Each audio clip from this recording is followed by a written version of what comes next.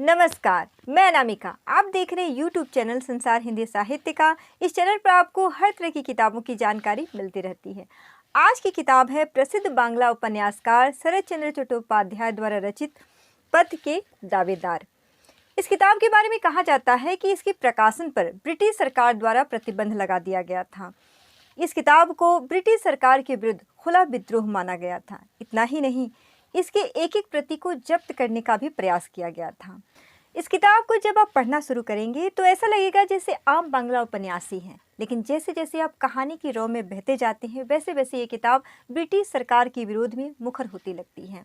इस कहानी की शुरुआत होती है बंगाली युवक अपूर्व से, जो बहुत ही पढ़ा लिखा नवयुवक है। वह धर्म कर्म को बहुत मानता है। वह अपनी माँ का बहुत ही योग्य बेटा है। उसे बर्मा शहर के रंगून से नौकरी का ऑफर आता है और अपनी माँ के न चाहते हुए भी वह रंगून पहुंच ही जाता है। उसे किसी तरह की असुविधा न हो इसके लिए उसके साथ एक नौकर भी जाता है। अपूर्व नए नए सपने लेकर के नया नया शहर में प्रवेश करता है, लेकिन वहाँ पर उसके साथ बहुत कुछ विपरीत घटित होता है। वहाँ उसके साथ भेदभाव भी किया जाता है। इतना ही नहीं, जैसे ही वहाँ पर वो पहुँचता है उसके पड़ोसी के साथ उसका झगड़ा भी होता है। उसके पड़ोसी की एक बेटी है जिसका नाम भारती है। वैसे तो एक बंगालन है, लेकिन उसकी माँ ने एक ईसाई के साथ शादी की थी, इसलिए उसका लालन पालन एक ईसाई परिवार में ही हुआ था। भारती और अपूर्व के बीच तीखी नोकझोंक होती हैं, लेकिन इसी बीच कुछ घटनाएं घटित होती हैं। भारती के माता पिता की मृत्यु अचानक हो जाती है। इसी बीच अपूर्व के नौकर को चेचक हो जाता है और भारती की सेवा के कारण उसे एक नया जीवन मिलता है। परिस्थितियां कुछ ऐसी बन पड़ती हैं कि जिस भारती को अपूर्व अछूत समझता है, वही भारती उसके लिए बहुत कुछ बन जाती है।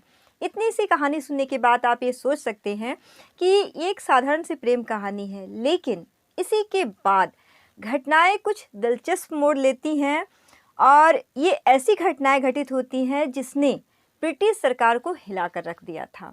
भारती के माता पिता के मरने के बाद वह एक संस्था से जुड़ जाती है जिसका नाम है पथ के दावेदार। इस संस्था के संस्थापक हैं महान क्रांतिकारी सब्यसाची, जिसे सभी लोग डॉक्टर के नाम से संबोधित करते हैं। उस संस्था के अन्य सदस्य हैं सुमित्रा, नवतारा और ब्रिजेंद्र। इन सब की इस किताब में अलग अलग भूमिकाएं हैं। भारती उस संस्था में रह करके मजदूरों के बच्चों को पढ़ाने का काम करती थी, साथ ही मजदूरों को अन्याय के खिलाफ आवाज उठाने को भी प्रेरित करती थी। इतना ही नहीं, उसने अपूर्व को भी संस्था से जोड़ लिया था। पहली बार अपूर्व को मजदूरों के दुख दर्द से परिचय प्राप्त हुआ था। एक दिन वहां पर मजदूरों के लिए एक सभा आयोजित की जाती है जिसमें उन्हें उनके कारखानों के मालिकों के विरुद्ध आवाज उठाने को प्रेरित किया जाता है। इस बात की भनक वहाँ की पुलिस को भी लग जाती है और उन्हें रोकने के लिए पुलिस वहाँ पे पहुँच जाती है।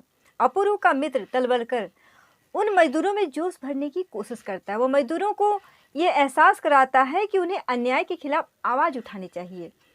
इस बात से वहाँ की पुलिस भयभीत हो जाती है और उसे गिरफ्तार कर लेती है। इसे देख करके भीड़ पूरी तरह से तितर बितर हो जाती है। यह सब देख करके अपूर्व का मन विचलित हो जाता है और अनायास ही वो एक गलती कर बैठता है। वह पथ के दावेदार संस्था की सारी जानकारी पुलिस को जाकर के दे देता है।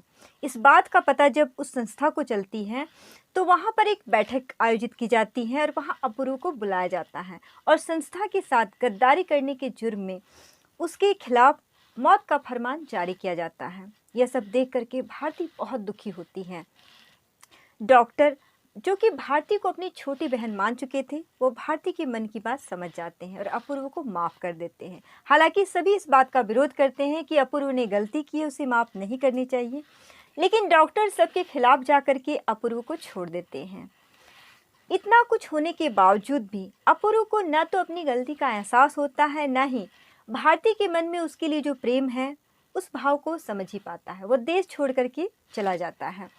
इन सब घटनाओं से भारती पूरी तरह से टूट जाती है और वह डॉक्टर से कहती है कि उसके लिए एक मार्ग की तलाश करे। वो डॉक्टर से ये भी कहती है कि वो हिंसा का मार्ग छोड़ दे और वो सत्य और प्रेम के मार्ग पर चले। इसके बाद घटनाक्रम थोड़ा सा धीमा पड़ जाता है, लेकिन भारती और डॉक्टर के बीच जो संवाद हैं वो पढ़ने वाले पर बहुत ही गहरा प्रभाव छोड़ते हैं। यही वो संवाद है जिसके खिलाफ ब्रिटिश सरकार के मन में इन किताब के प्रति डर बैठ गया था। डॉक्टर और भारती के बीच हिंसा और अहिंसा को लेकर के तर्क और वितर्क होते हैं। भारती कहती है कि हिंसा का मार्ग सही नहीं है और डॉक्टर को छोड़ देना चाहिए। हम लोगों में से भी ऐसे लोग हैं जो हिंसा और अहिंसा इन दो मार्गों पर तर्क और वितर्क करते हैं। प्रायः लोग दो गुटों में बढ़ जाते हैं। कुछ लोग कहते हैं कि आज़ादी के लिए हिंसा का मार्ग सही था, कुछ लोग कहते हैं कि अहिंसा का मार्ग सही था। हालांकि मैं भी हिंसा का पक्षधर नहीं हूँ, लेकिन हमारे देश को आज़ाद करने में जिन लोगों ने भी क्रांति या हिंसा का सहारा लिया है, उन सब के योगदान को कम नहीं आंका जा सकता है। उनके लिए एकमात्र उद्देश्य था देश की आज़ादी, इसलिए उनके तरीके को गलत नहीं माना जा सकता है। हिंसा और अहिंसा पर तर्क वितर्क तो सभी लोग करते हैं, लेकिन उसके पीछे जो भाव छिपा होता है उसके बारे में हम जानने का प्रयास नहीं करते हैं। जब हम इस किताब में उनके संवादों को पढ़ते हैं तो काफ़ी हद तक इस बात को हमारे मन में लाने का प्रयास किया गया है कि हिंसा के पीछे जो तर्क है, जो वजह है, वो क्या थी। डॉक्टर और भारती के बीच कुछ संवाद भी होते हैं जिन्हें मैं आपको पढ़कर सुनाना चाहूँगी। पराधीन देश का सबसे बड़ा अभिशाप यह कृतज्ञता ही तो है। जिसकी सेवा करोगी वही तुम्हें संदेह की नज़रों से देखेंगे, जिसके प्राण बचाओगी वही तुम्हें बेच देना चाहेंगे। मूर्खता और कृतज्ञता पग पग पर सुई की तरह पाँव में चुभती रहेगी।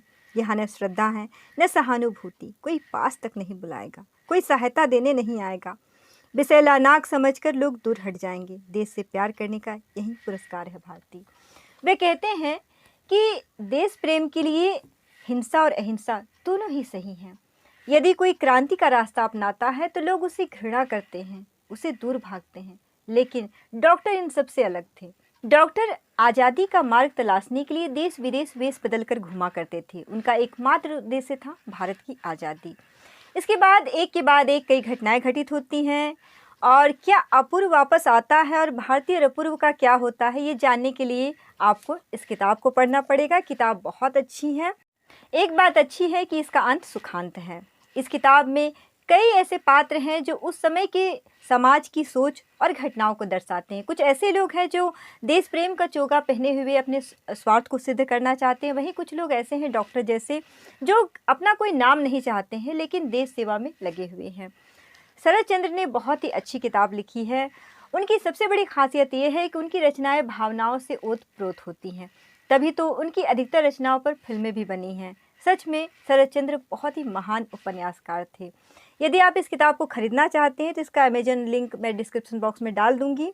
इसे मैंने एक बुक स्टोर से लिया था, आप जहां से चाहें वहां से खरीद सकते हैं।